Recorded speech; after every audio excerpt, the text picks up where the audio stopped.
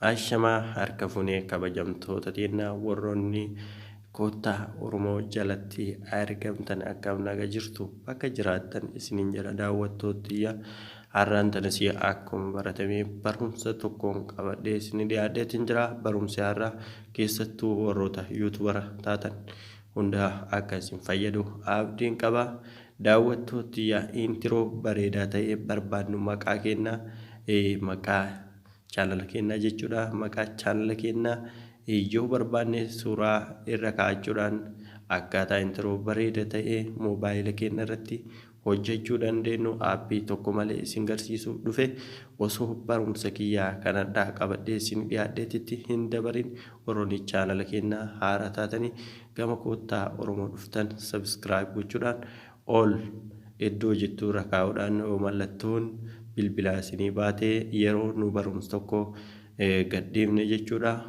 Akka notifiikeeshiniin isin bira dhufee irraa waa barattaniif irraa fayyadamtan asumaan isinii dhaabna. Warroonni nu jala jirtan laayik gochuudhaan nu jajjabeessaa, sheer gochuudhaan hiriyoota keessanii dabarsaa isaanis irraa haa fayyadamanii isiniin jenna. Daawwattootiyya gama barumsa kiyyaatitti isinii dabarseetiin jira. Barumsi kiyyaa intiroo bareedaa ta'e aappii tokko malee akkaataa itti hojjennuun isin garsiisuu dhufe Google Kiroo keenya keessa galuudhaan jechuudha. Erga Google Kiroo keessa gallee sarchii iddoo jettu tanarratti sarchii gootan jechuudha. Daawwattootiyya iddoo kana irratti haala kanaan daawwattootiyya an duraaniin waan sarchiitti godhee jiruu fi naa baha.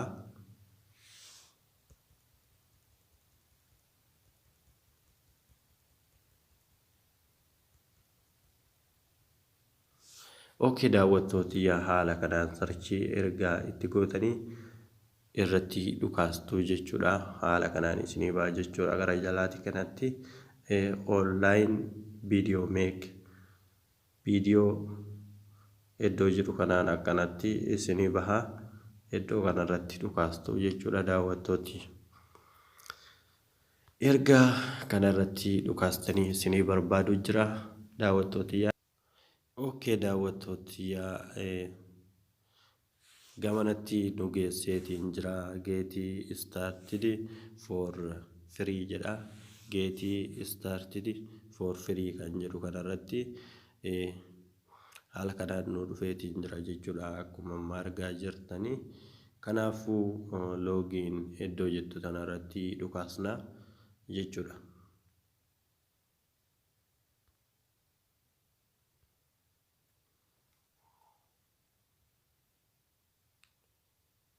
Erga dhukaafne nu barbaadu jira marsaa itti aanutti nu dabarsuudhaaf jechuudha.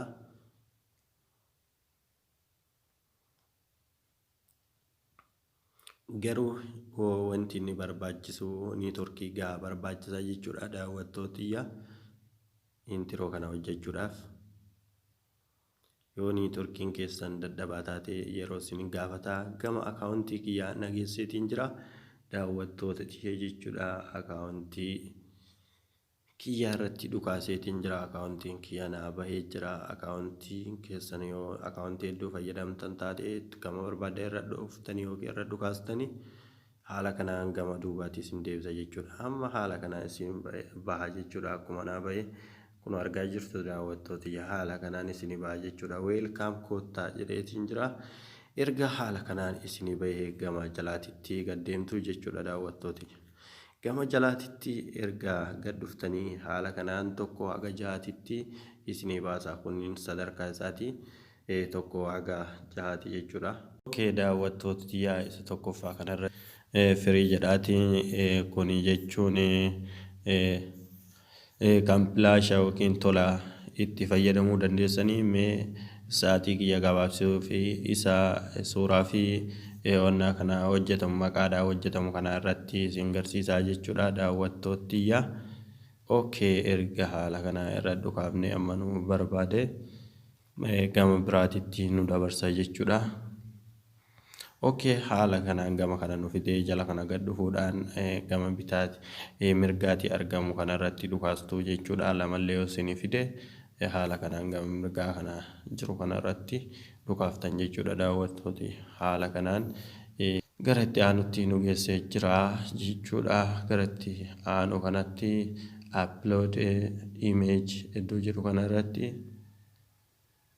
dhukaasnaa jechuudha. Erga dhukaafnee mana suuraa keenyaa keessa nu galcha jechuudha. Erga suuraa keenyaa irra nu galchee keessa seenuudhaan suuraa keenyaa galarii irraa taate faayilii irraa taate iddoo barbaannee filachuu dandeenya jechuudha daawwattootiyya. Okay, an haala kanaan suuraa kiyya kan barbaade irratti hidhachuu danda'a. Okay, suuraa kiyya kanarratti hidhachuu waan barbaaduu fi haala kanaan suuraa kiyyaa irratti hidhadheetiin jira. Erga ka'een booda haala kanaan jechuudhaan gubbaa kanarratti dhukaasa jechuudha daawwattooti. Haala kanaan suuraa keessan keessa seenuudhaan suuraa barbaadan erga irra gootanii suuraa walitti galuu jechuudha. Saayitii isaa laaltanii jechuudha. Amma saayitiin suuraa kiyyaa hundisoo walitti hin galle garuu haa ta'u irraa muraa jechuudha. Haala kanaan iddoo next jedhu tanarratti dhukaasnaa jechuudha daawwattooti. Erga dhukaafnee haaluma kanaan barbaadutti jira. Amma iddoo maqaa itti barreessinu nu geessa jechuudha. Iddoo maqaa itti barreessinutti amma nu geessaa. Yoo inni nu geesse maqaa itti barreessina jechuudha. Maqaa chaanala keenya. Okay, iddoo kanaan nu geesseetiin jira. Mee tokkoffaa irratti maqaa chaanala keessanii itti barreessitu jechuudha daawwattootiyya. Asi subscribe godhaa jedheetiin jira. Yoo barbaadanii asitti kan uumamaas waliin uumame jechuudha sagalee. Yoo barbaadan itti dhiiftanii yoo sagalee jijjiiruu barbaadan aadiyoo iddoo jettu tanarra dhukaastanii sagalee jijjiiruu dandeessanii. Kanaafuu viidiyoo kwaalitiin isaa bareedaa ta'e intiroo jechuudha. Intiroo kana yoo barbaadda asirra dhukaasuudhaan gabbuufattan jechuudha. Okay, haala kanaan gara jalaatti gad deemnaa. Kireet iddoo jettu tanarratti dhukaasnaa. Si'a tokkoo fi erga dhukaasnee jechuudha nu barbaadutti jira. Okay. Nu dhufeetiin jira. Amma gara jalaatitti gad deemna daawwattootiyya. Erga jala gabbuunee iddoo kanarratti ammas dhukaasnaa jechuudha. Okay, daawwattootiyya nu barbaadutti jira jechuudha. Okay, uf duuba deebineetiin jira. Amma viidiyoo keenya barbaaduudhaaf viidiyoo keessan haala kanaan jechuudha. Okay, nu barbaadee fidutti jira.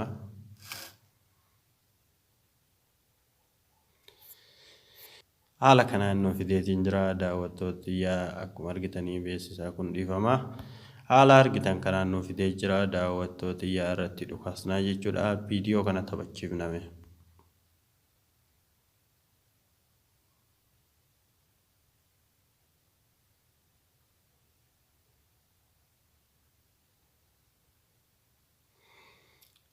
Okay, neetworkiidhaa fi dafeen dhufuu daawwattootiyya dhiifama irraa haala kanaan qaqqabdan jechuudha. Viidiyoo keessan daawlood gochuudhaan harkaan yoo qaqqabdan daawlood viidiyoo jedha hin gabbuufachuu dandeessanii asirratti jechuudha. Daawlood godhachuu dandeessanii.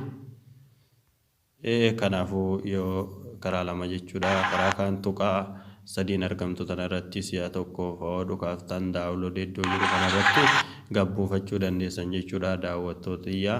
Mee akkuma argitan kana viidiyoon kun haala kanaan deemutti jira. Haala kanaan gabbuufachuu dandeessanii. Kan maqaa isin garsiisaa of duuba deebi'e na wajjin tura. Daawwattootiyya amma kan maqaa qofaan hojjettan jechuudha intiroo.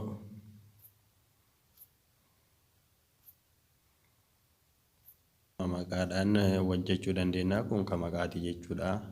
Haaluma kanaa sunis waan isin dhibuun qabu. Okay, iddoo kana irratti dhukaastan jechuudha. Erga dhukaastanii isinii na barbaadutti jira. Haala kanaan dhukaasnee iddoo kana galchuu jechuudha. Dhukaasnee isinii na barbaadutti jira. Okay, iddoo kana irratti dhukaastan jechuudha. Erga dhukaastanii isinii barbaada na barbaaduu jira. Okay, iddoo kana irratti dhukaastan jechuudha. Erga dhukaastanii isinii barbaada na barbaaduu jira.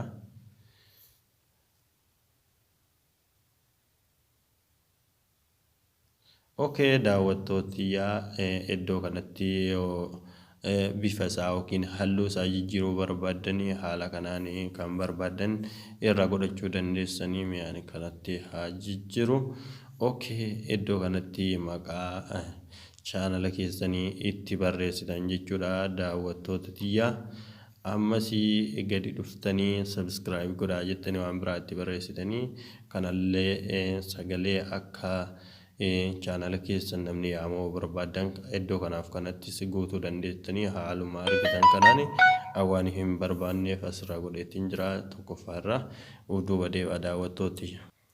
Aadiyoo kanas jijjiiruu barbaadan aadiyoo jedhu kanarraa jijjiirachuu dandeessanii akka naan keessan kwaalitiin viidiyoo keessanii bareeda ta'uuf asirra godhatan jechuudha. Gara jalaatti gad deemtanii iddoo kireet jettu tana irra dhukaastanii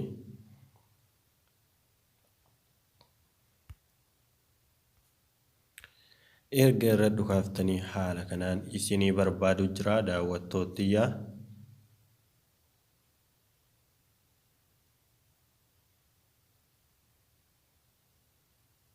Okay, daawwattootiyyaa amma nuu barbaadee dhufeetiin jira ammallee irra dhukaafna.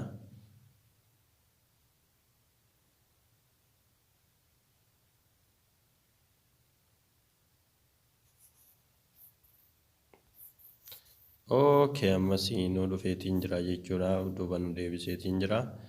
Okay, haala kanaan nuu dhufee jechuudha amma kunoo dhufeetiin jira irratti dhukaasnee taphachiifne ilaalla walumaan.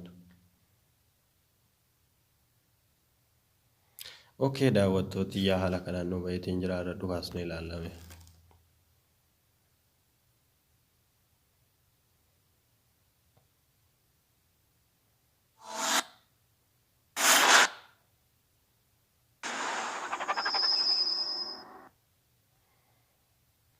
Okay, daawwattootiyyaa akkuma isin garsiise kanallee irratti si'a tokkoof qaqqabuudhaan viidiyoo keessan iddoo daawulood viidiyoo jettu kanarratti dhukaasuudhaan buufachuu dandeessu. Inni lammaffaa tuqaa sadii kanarratti dhukaasuudhaan daawuloodee iddoo jettu kanarrattis buufachuu dandeessu. Haala kanaanii itti fayyadama. Yoo wanti isiniin gallee jiraate Facebook yaa barsiisaa jedhuun na gaafachuu dandeessanii horaa bulaa geemanaa isiniin jedhaa barumsa irraaf qabadhee dhufe kana fakkaataan guyyaa biraatii walitti deebinu nagatti naaf jiraadhaa daawwattootaa fi kabajamtoota koottaa Oromoodha.